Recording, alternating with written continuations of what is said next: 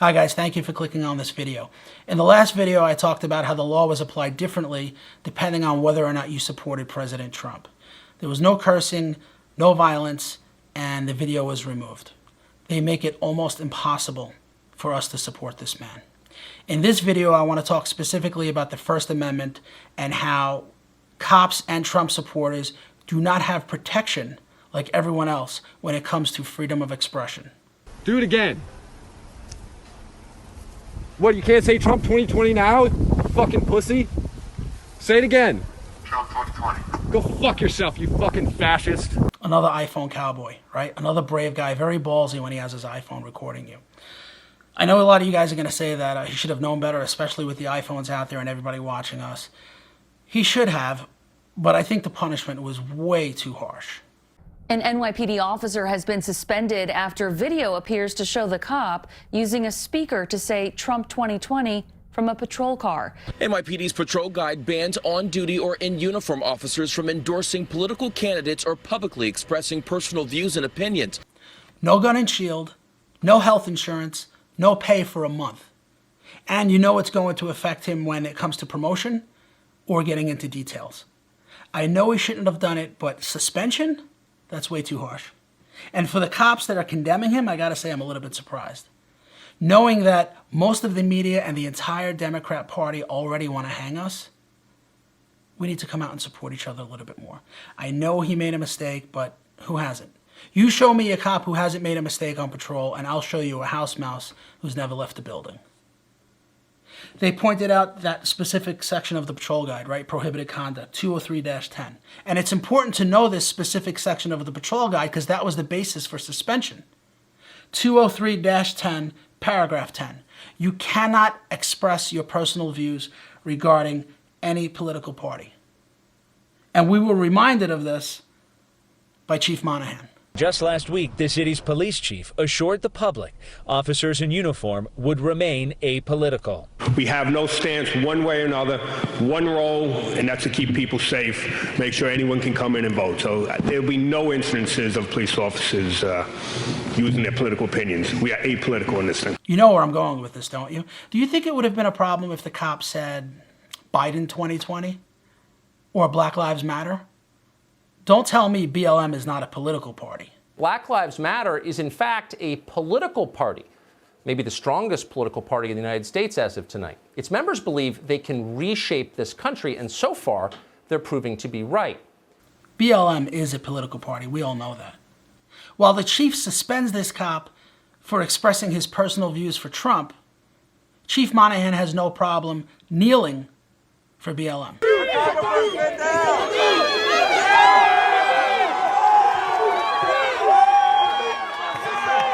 One rule for cops, a different rule for chiefs. Or should I say, one rule for supporting one particular party and a different rule for supporting President Trump.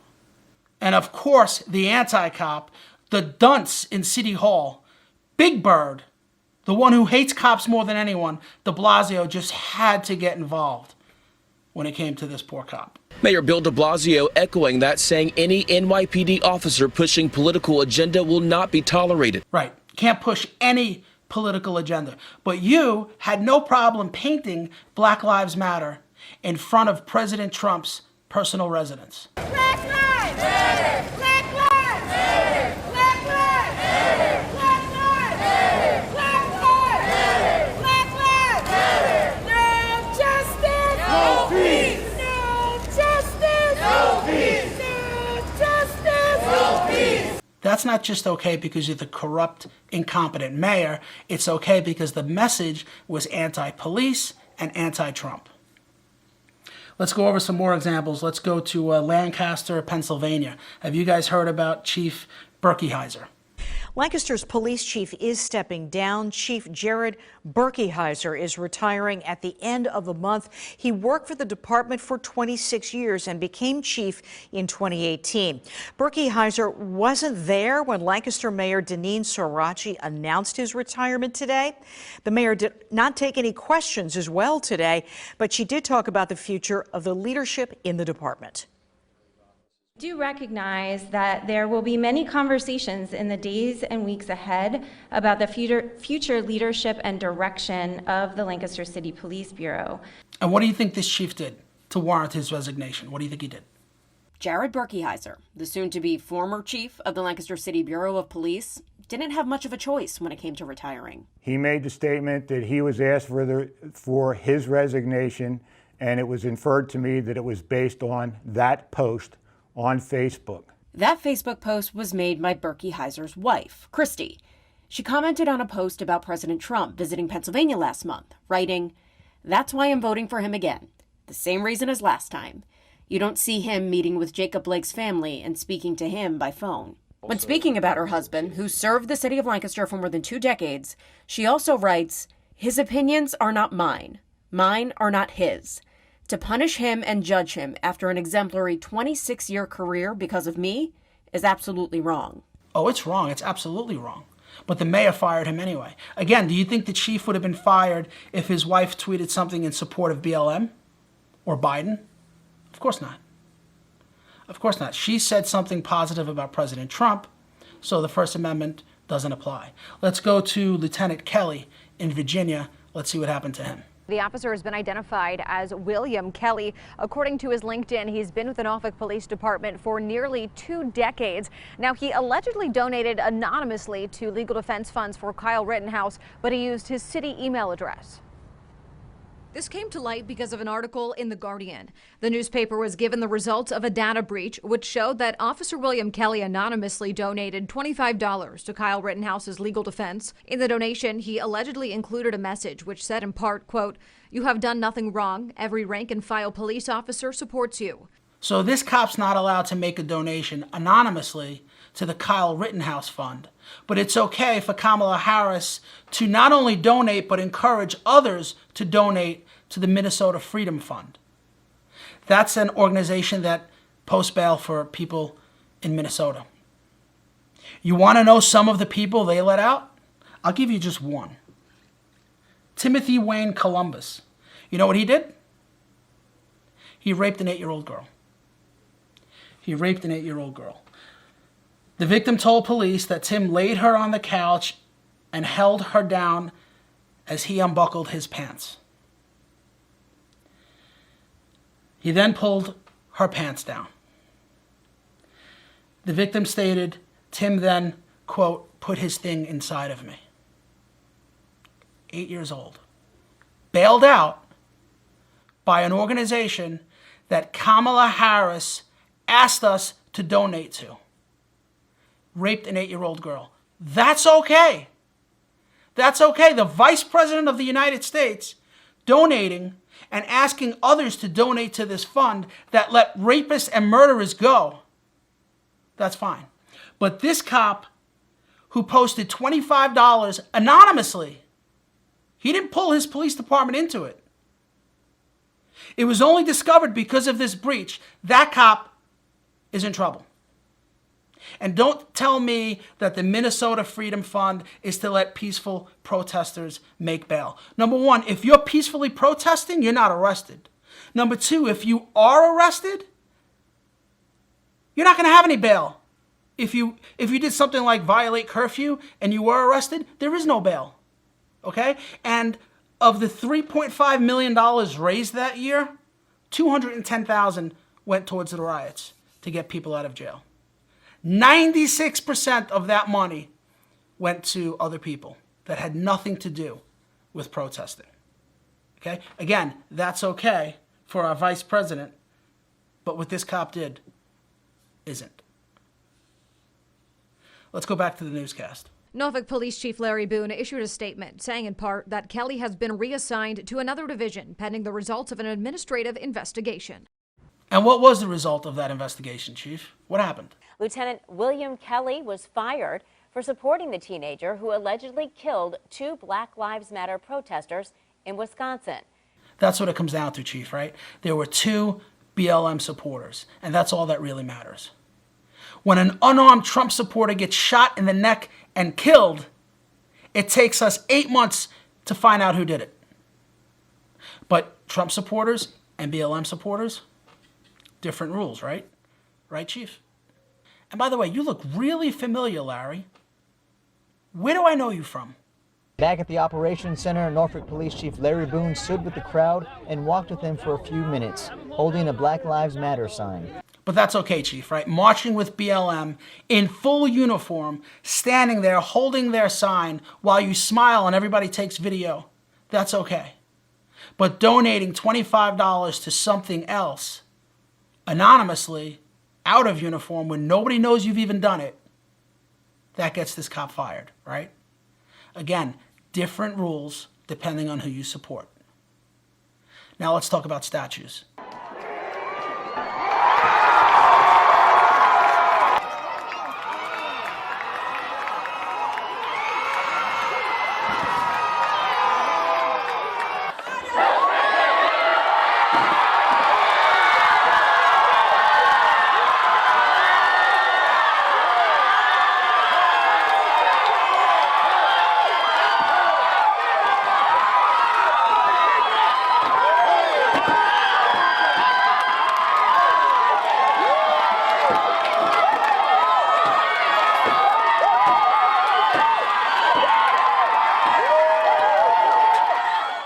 A lot of that went on right in front of the police.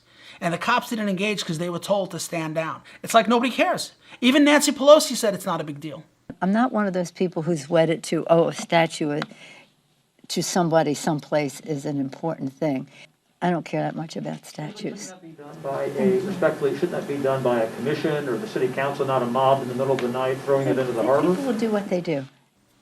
Looks like nobody really cares about statues. Unless you happen to be this man, Mark Ibrahim. Mark is a federal agent and a Trump supporter. He was asked to go to the Trump rally by someone he thought was his friend, but turned out to be an FBI informant. Ibrahim says that if the two of them stood outside the building, the FBI informant turned to him and strongly encouraged him to enter the Capitol building. Ibrahim knew that was illegal, so he refused to do it.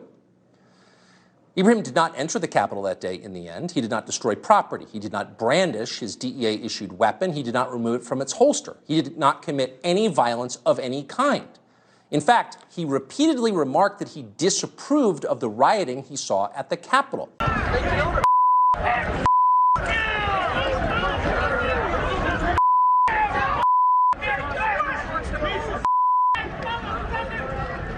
It's crazy how quick they turn on cops. It's not right. Everyone's just trying to do their job, man. So that seemed to be the end of the story. An American citizen standing at a constitutionally protected political protest in his nation's capital. The next day, he flew to Los Angeles on a commercial flight, and on the flight, he carried his sidearm, which is legal. Federal agents in good standing are encouraged to keep their weapons with them, and he did. Got on a flight back to LA. I had my badge and gun taken away from me. I was escorted off the premises to my apartment like a criminal, and I was fired after being suspended for 2 months for performance issues. Mark wasn't just fired, he was arrested. And what do you think they charged him with? Remember, he's a Trump supporter, so the rules are different. Joe Biden's Justice Department doubled down. This week, the feds charged him with a number of felonies, including being too close to a federal monument. That would be Section 5104 of the U.S. Code, the law that makes it a crime to, quote, step on or climb on any statue, seat, wall, fountain, or other architectural feature, or any tree, shrub, plant, or turf in the Capitol grounds, end quote. Mark Ibrahim now faces 15 years in federal prison. This is a grotesque and a shocking story, but it is real. 15 years. Is that not insane? When you're protesting against police and President Trump, this is okay. Take a look at some of this video that we have here. Protesters first threw paint on the statues, then brought out the tools. They started chipping away at the Confederate monument, taking off the heads and setting some of the statues on fire.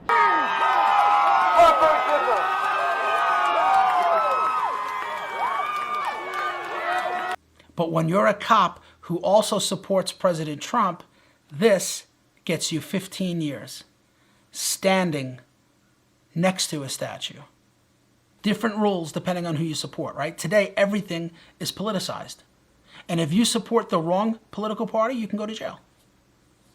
And I don't know what we can do about it. But I'm going to keep making these videos and keep calling them out. If you like this video, please consider subscribing. It will motivate me to make more. Thanks for watching.